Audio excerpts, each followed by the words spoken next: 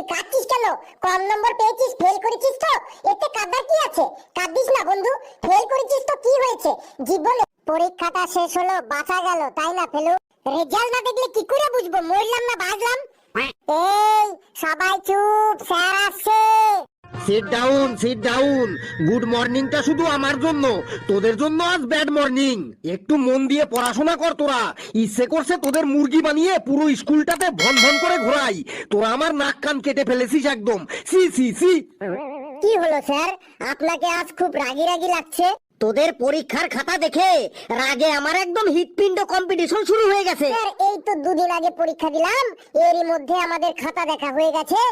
কেন, খাতা দেখতে কি আমার এক যুগ লাগবে? হাবলু, তুই এখানে আয়, তোর খাতা নিয়ে যা। আর শোন, এখানেই তোরা খাতা দেখবি।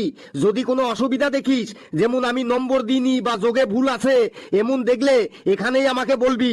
দিন স্যার। হাবলু সবার থেকে বেশি নম্বর পেয়েছে।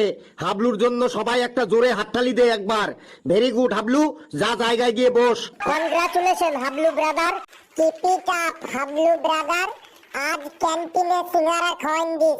একটা কথা সবাই মন দিয়ে শোন, তোদের খাতা আজ বাড়ি নিয়ে গিয়ে তোদের বাবা মা ও দুজন পাড়া প্রতিবেশী সাইন করিয়ে আমাকে কালকে জমা দিয়ে যাবি। Okay sir. স্যার একটু বাইরে যাব, আমার মাথাটা যেন কেমন টনটন করছে। এই যে আমি এখন খাতা দিচ্ছি, আর ওদের মাথা টনটন, গা ঝনঝন, পা ঝিনঝিন, পেট খারাপ, পায়খানা, প্রস্রাব এইগুলো শুরু হবে এখন। বস, জায়গায় বস। হে উপরওয়ালা, হে প্রভু, শুধু 5 নম্বরটা পাইয়ে দাও আমাকে। Help me god, help me. Felu, তুই চলে আয়। ফেলু রে, তুই আমার খাতাটাও নিয়ে আসিস প্লিজ বন্ধু। কেন রে ফেলু, তোর খাতা আনতে যাবে কেন? তুই কি তোর পায়ে মেহেন্দি লাগিয়ে এসেছিস? ঘেটু, তুই চুপচাপ থাক বলছি। আমার মেজাজটা আর গরম করিস না, না হলে তোর কান ছিঁড়ে তোর হাতে ধরিয়ে দেবো। দিন স্যার, আর কালুরটাও দিয়ে দিন। এই নে, কালুরটাও নিয়ে যা। এই নে কালু, তোর খাতা। ওয়াও, 90 নম্বর পেয়েছি, 100-র মধ্যে 90 নম্বর পেয়েছি। মজা এসে গেল, একদম মজা এসে গেল। হে প্রভু, হে গড, তুমি আমার কথা শুনেছো, আমার কথা শুনেছো তুমি, তুমি ধন্য তুমি।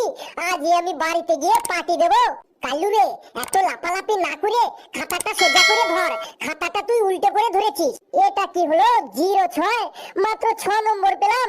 হে প্রভু, মাত্র 6 নম্বর পেলাম আমি, তার মানে এবারও ফেল করলাম। নে এবার বাড়ি গিয়ে পার্টি কর আরো বেশি করে। এটা কি হইল? 29 নম্বর পেলাম, মাত্র 1 নম্বরের জন্য ফেল। 1 নম্বর তো আমি নিয়েই ছাড়বো, এবার আমি পাস করবই করব। স্যার মাত্র 1 নম্বরের জন্য ফেল। কেন, কোথাও কি কোনো রুলস আছে যে 5 নম্বরের থেকে 1 নম্বর কম পেলে তাকে ফেল করানো যাবে না? 5 মার্কস হলো 30, 30-এর থেকে 1 নম্বর কম পেলেও ফেল, আর 10 নম্বর কম পেলেও ফেল। ফেল তো ফেল। খাতাটা আরেকবার চেক করুন স্যার, দেখুন 1 নম্বর বাড়বেই বাড়বে, একদম গ্যারান্টি আপনার দিব্যি। তুই তোর নিজের দিব্যি দে না, তুই কথায় কথায় আমার দিব্যি দিস কেন? বেশ, তুই সবার শেষে খাতা নিয়ে আসবি, তোর খাতা একবার দেখবো। তুই এখন চুপচাপ বস। লেবু, তুই চলে আয়। এসে গেছি স্যার। কিরে লেবু, তোর খাতা একদম ফাঁকা কেন রে? কিছুই তো লিখিসনি কেন রে? কি হলো রে, কাঁদছিস কেন তুই? স্যার আমি খুব গরিব বটে স্যার।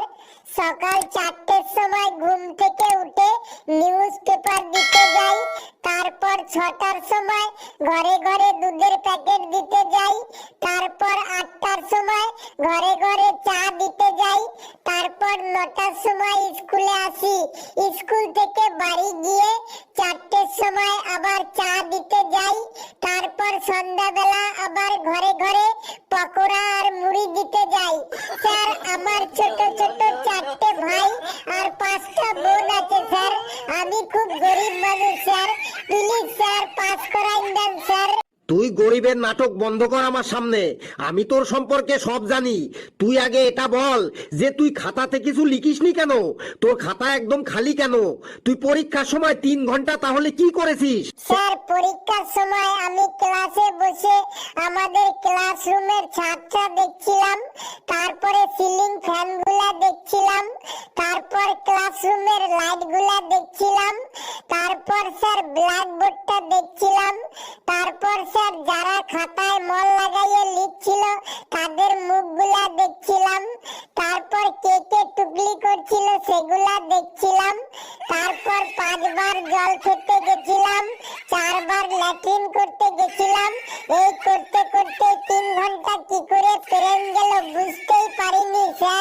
তুই এই সব করতেই স্কুলে আসিস তাই তো? কাল তোর বাবাকে স্কুলে আসতে বলবি, সঙ্গে দুজন আত্মীয়কে নিয়ে। যা ভাগ এখান থেকে।